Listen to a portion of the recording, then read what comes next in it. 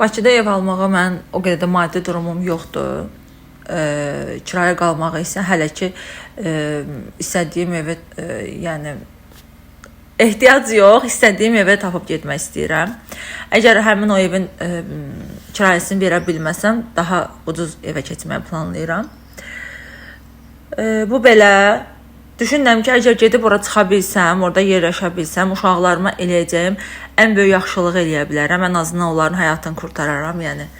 Çünki rayonda yaşayıb inkişaf eləmək qeyri-mümkündür, amma şəhərdə yaşayıb onların daha çox həyatlarında ətrafları fərqli olar, iş imkanları daha yaxşı olar, həyatları daha fərqli olar, ən azından mənimkindən daha yaxşı olar.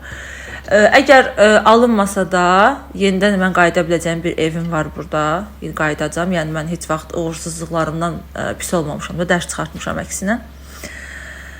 Nə vaxt köçməyi isə hələ ki onu bilmirəm. Uşağımın ad günü gəlir 26-sında, Xatuşun 26-sında ad günü idi. Əgər 17 yaşında qızım olacaq da, yəni əgər bizlə bir yerdə olsaydı hələ də o. Zaten mənlə bir yerdədir, o sözsüz, yəni mənlə bacıları ilə.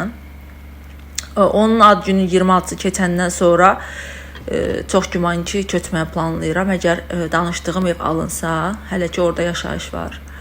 Belə qızlar, görək xeyrisi ilə, görək necə olur. Dua edin bacınız üçün.